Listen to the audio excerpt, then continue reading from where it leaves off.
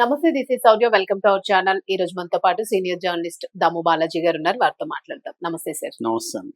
Sir, cyber crime ప్రతిరోజు కూడా అంటే ఎవ్రీ డే కొన్ని లక్షల కేసెస్ చూస్తూ ఉన్నాము ఓవరాల్ ఇండియాలో చూసుకుంటే.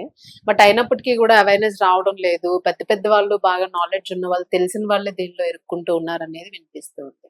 సో ఇది అంటే ఏ రకంగా మనం తీసుకోవచ్చు? ఎందుకు ఇట్లా దోపిడీకి వీళ్ళు కూడా కారణం అవుతూ ఉన్నారు బాధితులుగా? సో తాజాగా తీసుకుంటే డైరెక్టర్ తేజ సన్ అని కూడా ఈ కేసులో ఇబ్బంది పడ్డారు అని చెప్పేసాను. ఈ మధ్య కాలంలో మనకి సైబర్ క్రైమ్ వల్ల కొన్ని లక్షల మంది డబ్బులు పోగొట్టుకుంటున్నారు. సో ఈ టాపిక్ వెరీ వెరీ ఇంపార్టెంట్. నేను ఇంతకుముందు కూడా కొన్నిసార్లు చెప్పాను. ఎందుకంటే దీని మీద అవేర్నెస్ అందరికి రావాల్సిన అవసరం ఉంది. ఇప్పుడు సెన్సేషనల్ 2 సంఘటనలు తెలంగాణలో చోటు చేసుకున్నాయి. ఒకటేమో మాజీ CBI director joint director JD Lakshminarayana వాళ్ళ భార్య దాదాపు 2,58,00,000 ఆమె మోసపోయింది.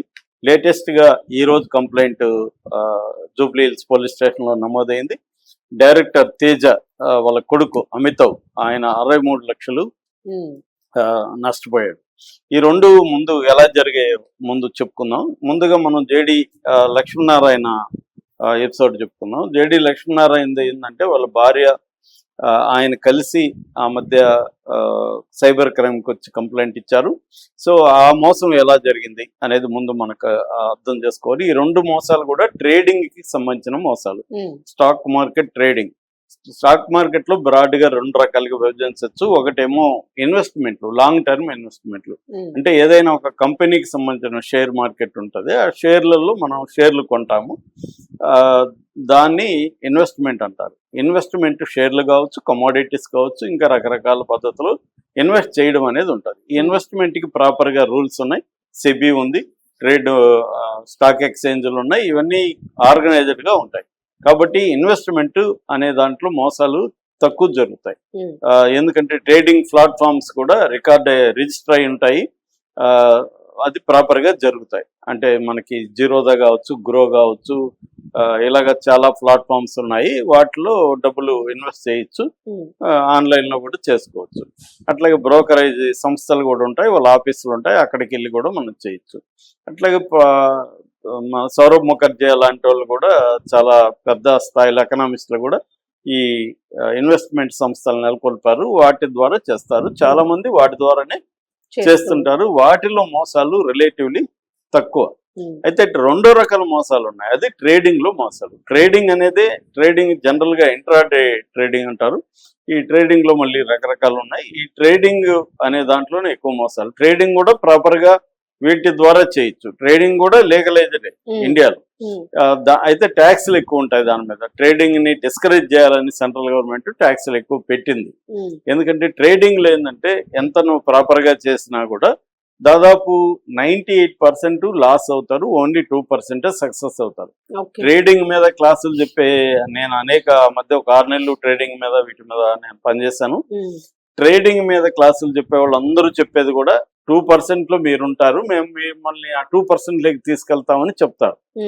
అంటే ఇట్లా ట్రైన్ అవ్వండి. నేను ఆ వీడియోలు కూడా కొన్ని రోజుల పాటు రోజు ఆ ట్రైనింగ్ వీడియోలన్నీ కూడా వేరే మా ఫ్రెండ్ డబ్బులు కట్టి జాయిన్ అయితే ఆ వీడియోలు నేను కూడా కాపీ చేసి రోజు చూశాను. అంటే దాంట్లో టెక్నికల్ అనాలిసిస్, ఫండమెంటల్ అనాలిసిస్ 2 ఉంటాయి. అంటే ఫండమెంటల్ అనాలిసిస్ ఎలా చేయాలి, టెక్నికల్ అనాలిసిస్ ఎలా చేయాలి, ఈ రెండింటిని ట్రైనింగ్ ఇస్తారనమాట. సో దాంట్లో ట్రైనింగ్ అయిన వాళ్ళకి నేను అవన్నీ చూసినాక అర్థమైంది ఏమంటే ట్రేడింగ్ జోలికి వెళ్ళకూడదని నేను కూడా డిసైడ్ అయ్యాను. కానీ అది డిసైడ్ అవ్వని నా ఫ్రెండ్ ఒక అతను 2,75,00,000 పోగొట్టుకున్నాడు. ఇంకొక అతను 30 లక్షలు పోగొట్టుకున్నాడు. ఇంకొక అతను కరెక్ట్ గా ఫిగర్ చెప్పట్లేదు కానీ కొన్ని లక్షలు అయితే పోగొట్టుకున్నాడు. సో నా పర్సనల్ అనుభవాలు ఇవి.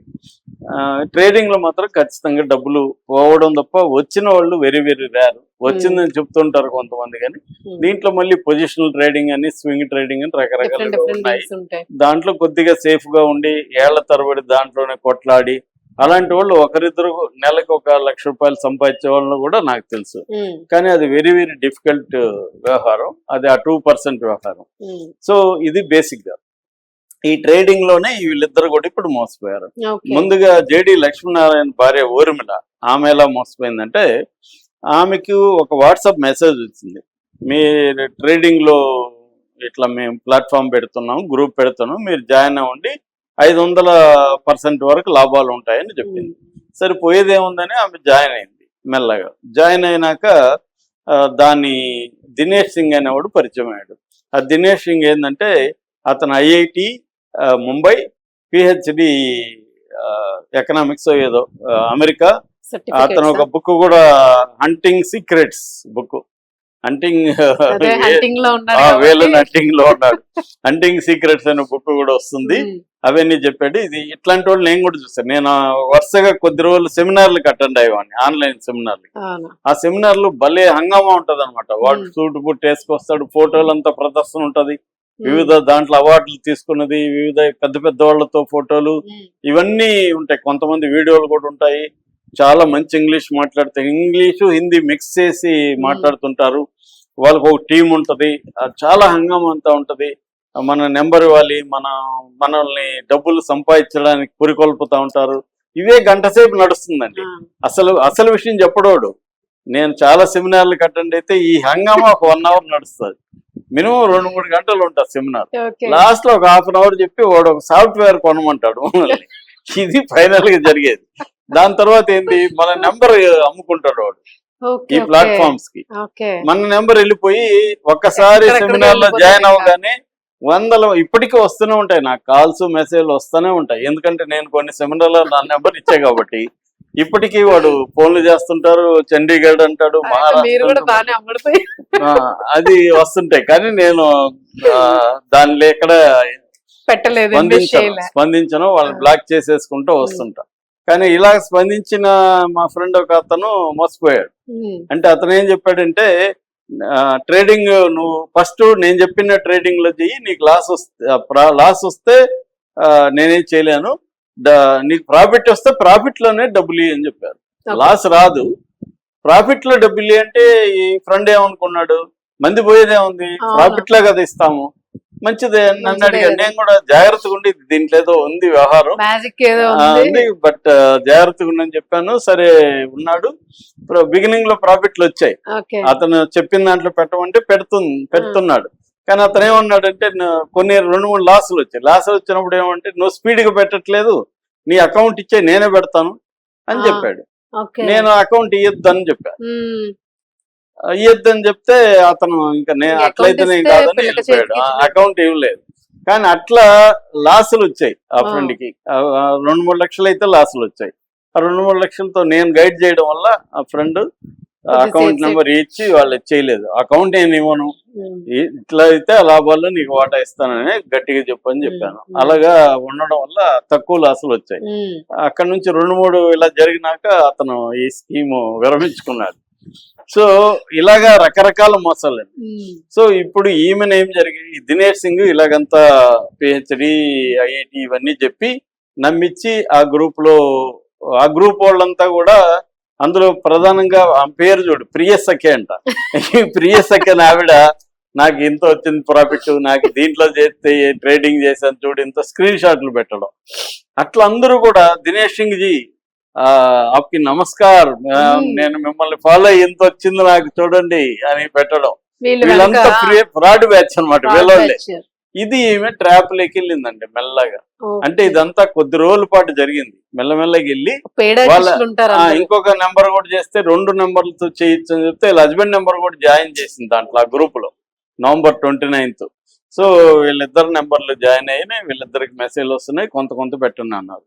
వీళ్ళు ఏం చేశారు, కొద్దిగా మామూలుగా వీళ్ళు కూడా జాగ్రత్తగా ఉంటారండి, పెట్టే వాళ్ళు కూడా తెలివి. ఇక్కడంతా గేమ్ జరుగుతుంటది, మన తెలివికి వాడి తెలివికి మధ్య ఒక గేమ్ జరుగుతుంటది. ఈ గేమ్ లో మామూలుగా ట్రేడింగ్ లో అందరూ చెప్పేది ఏంటంటే, ట్రేడింగ్ సైకాలజీ వెరీ ఇంపార్టెంట్.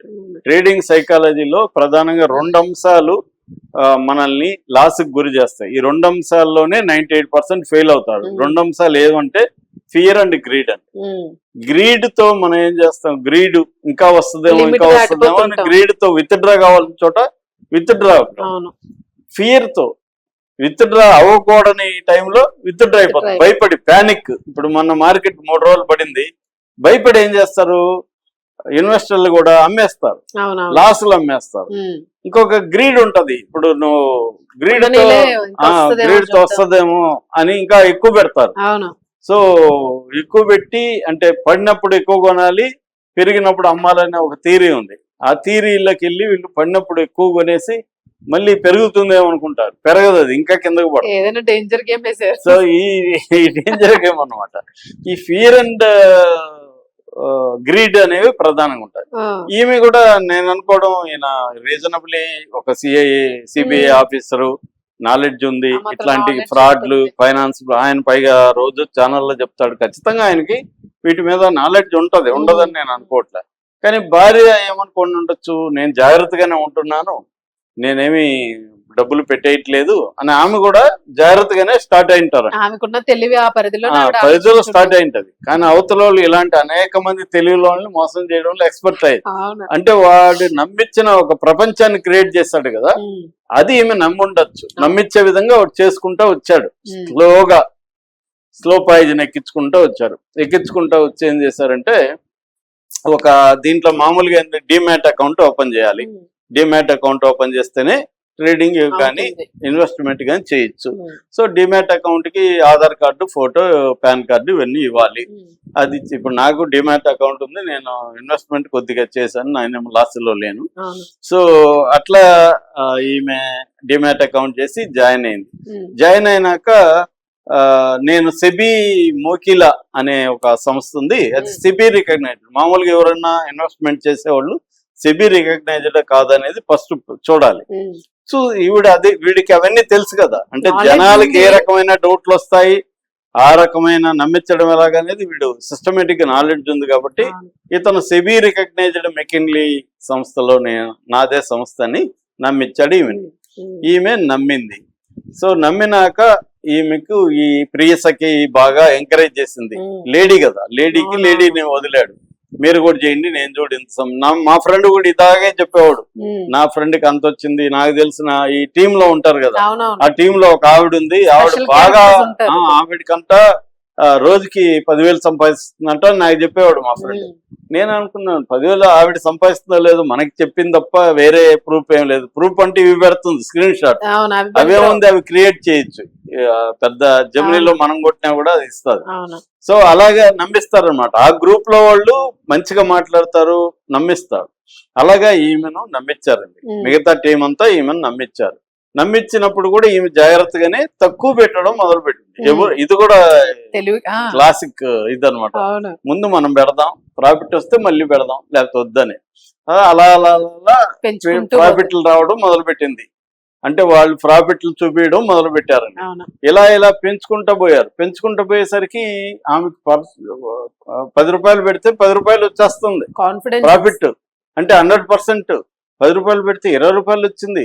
నాకు కూడా రోజు మా ఫ్రెండ్ రోజు ఎగ్జైటింగ్ ఫోన్ చేసి చెప్పేవాడు 5,000 వచ్చింది ఈ రోజు అని స్క్రీన్ షాట్ పెట్టేవాడు నాకు. సిమిలర్ అండి. ఇలా మెల్లమెల్లగా ట్రాప్లోకి వెళ్ళి బంగారు, తన బంగారం అమ్మేసింది. ఆయన బంగారంట, మరి ఆయన దగ్గర ఏమో ఉన్నాయి పాపం, అవన్నీ అమ్మేసింది. ఎందుకంటే బంగారులో ఏమొస్తుంది, బంగారం ఎంత పెరుగుతుంది మహా అంటే 9 to 10%. ఇక్కడ కోట్లు వస్తే బంగారు పెరిగేది 9 to 10% పెరుగుతుందండి. ఓవర్ 10-20 ఏళ్లలో బంగారు పెరిగేది 9 to 10% కంటే పెరగదు. ఇది అట్లా కాదు కదా, 100%, 200%. లక్ష పెడితే 2 లక్షలు వచ్చేస్తున్నాయి, 4 లక్షలు వస్తున్నాయి. అలా పెట్టుకుంటూ వెళ్ళింది. రెండోది ఈమెకి డబ్బులు ఈమె అకౌంట్ లోకి ట్రాన్స్ఫర్ చేయట్లే, వాళ్ళు ఈ యాప్ అకౌంట్ లోనే పెట్టుకున్నారు. అంటే ఈమె అకౌంట్ లోనే గానీ అది ట్రాన్స్ఫర్ అవ్వాలంటే చూపిస్తుంది. ఈమెకి కళ్ళకు కనబడుతుంది, నేను 10 లక్షలు పెట్టాను, 30 లక్షలు ఉంది నాది. అబ్బాయి 30 లక్షలు ఉంది, ఇంకా 30 గాని పెట్టుంటే 90 అయిండేది కదా. అలా అలా అలా పెట్టుకుంటా వెళ్ళింది. 2.5 పెట్టింది. పెడితే ఏమో మేబీ ఎంత వచ్చిందో కరెక్ట్ చెప్పలేదు, కానీ నేను అనుకోవడం ఒక 10 కోట్లు చూపిస్తుంటది. 10 కోట్లు ఉంది మన దగ్గర అనే ఒక ఫీల్ లో ఉంటారు కదా. 2,50,000 ఆమెకు కూడా. రెండోది ఏంటంటే విమెన్ కి ఏ పని చేయలేదు, మనం వేస్ట్, యూజ్లెస్ ఫీలో, ఇలాంటి ఫీలింగ్స్ కూడా ఉంటాయి. మనం వర్తలెస్, ప్రతిదానికి భర్తను అడుక్కోవాలి, ఆయనకి ఒక్కొక్కసారి విసుక్కుంటాడు, మొన్న ఇచ్చాను కదా, మొన్ననే కదా 10,000 ఇచ్చాను, మళ్ళీ ఎందుకు నువ్వు ఇప్పుడు 20,000 అడుగుతున్నావు, ఇలాగా ఉండొచ్చు. దాంతో ఆమెకి ఏమి, నా డబ్బులు అయితే నేను ఎవరిని అడుకోవాలి, ఫైనాన్షియల్ ఫ్రీడమ్ ఇవన్నీ ఉండాలని చెప్పి దీంట్లో దిగి ఉండొచ్చు. అలాగా అయినాక అప్పుడు ఇంకా గట్టిగా లేదు నాకు విత్డ్రా అవసరం నేను చేసుకుంటానంటే వాళ్ళు చేయలేదు. అప్పుడు ఈమెకు అర్థమైపోయింది. సో దాంతో ఈమె వెళ్ళి కంప్లైంట్ ఇచ్చింది. ఇప్పుడు వీళ్ళు ఏవో ట్రై చేస్తున్నారు, అది ఎట్లా అవుతుందో నాకు తెలియదు, మరి ఏం చేయగలుగుతారో తెలియదు. సాల్వ్ అవ్వవు జనరల్ గా, వీళ్ళకి అవేర్నెస్ క్రియేషన్ పనికొస్తుంది. ఇదండి వాళ్ళ పరిస్థితి. అంటే చాలా మంది ఏంటంటే జేడి లక్ష్మీనారాయణ లాంటి సిబిఐ డైరెక్టర్ భార్యకే తప్పకపోతే మామూలు వాళ్ళ పరిస్థితి ఇంకా తెలివిగా ఉంటారు ఖచ్చితంగా. పోలీసులు గాని వీళ్ళు చాలా మంది పోలీసులు కూడా ఈ మధ్య సూసైడ్లు 2-3 మనకు చెప్పుకున్నాం కూడా, వాళ్ళు కూడా మోసపోతున్నారు. సో ఇదండి. ఇక తేజ డైరెక్టర్ తేజ కొడుకు ఎలా మోసపోయాడు, అతను కూడా వ్యాపారస్తుడు అంట, బిజినెస్ మ్యాన్ అంట, అమితాబ్.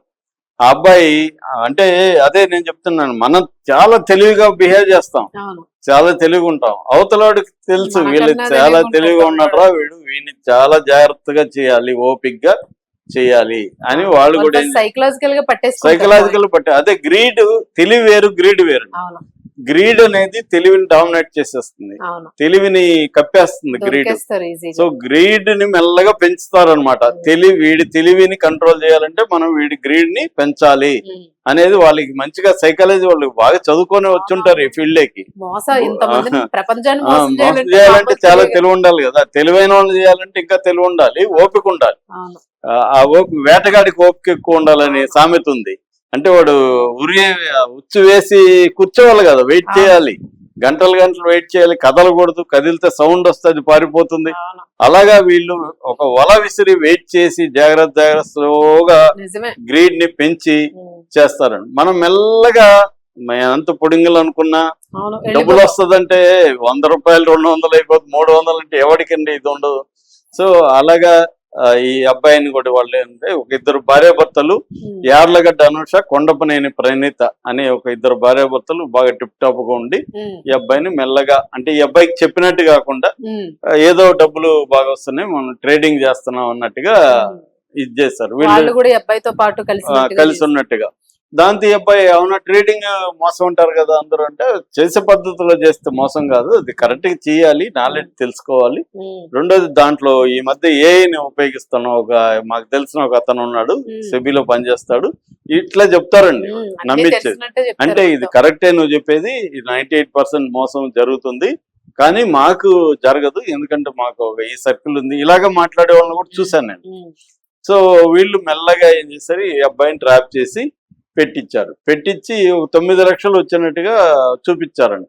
కానీ ఈ అబ్బాయి కొంత తెలివి ఉన్నట్టుంది, అందుకని 63 లక్షలతో తేలంటే ఈ అబ్బాయి కొంత నాలెడ్జ్ ఉంది. ఈ అబ్బాయి ఆ స్క్రీన్ షాట్ ని వెళ్ళి చెక్ చేశాడు, చెక్ చేస్తే అది నకిలీదని తేలింది. నకిలీదని తెలిస్తే వీళ్ళు నిలదీస్తే వీళ్ళు ఏం చేశారంటే, నీకేం భయం వద్దు, అది మమ్మల్ని కూడా అవతలోడు మోసం చేశాడు, మేము వాడిని మార్చేస్తున్నాము, మేము నీకు కావాలని నా ప్లాట్ ని రాసిచ్చేస్తాం, నిన్ను మేము మోసం చేయమని నమ్మించారు, కమిట్మెంట్. దాంతో ఇతను పాపం వీళ్ళు సిన్సియర్ ఏమోలే అని మళ్ళీ అనుకొని మళ్ళీ పెట్టాడు. మొత్తానికి 63 లక్షలు పోయినాక ఇతనికి జ్ఞానోదయం అయింది. ఇప్పుడు పోలీస్ స్టేషన్ లో పోయి కేసు పెట్టాడు. పరారీలో ఉన్నారు. దొరికినా ఏమవుతుంది, మళ్ళీ 63 లక్షలు అంటే ఇంకా ఎంత పని ఏం చేశారు, ఇంకొక 23 లక్షలు ఖర్చు పెట్టుకుంటే 20-30 లక్షలు వాళ్ళకి వీటన్నిటికి ప్రిపేర్ అయి ఉంటారు కదా. ఫైనాన్షియల్ క్రైమ్స్ లో శిక్షలు పడడం అనేది వెరీ రేర్ అండి, తక్కువ. ప్రూవ్ కావు, అవన్నీ జరగవు. కోర్టులు, మన చట్టాలు కూడా రకరకాలుగా ఉన్నాయి, ఇంకా అప్డేట్ కాలేదు.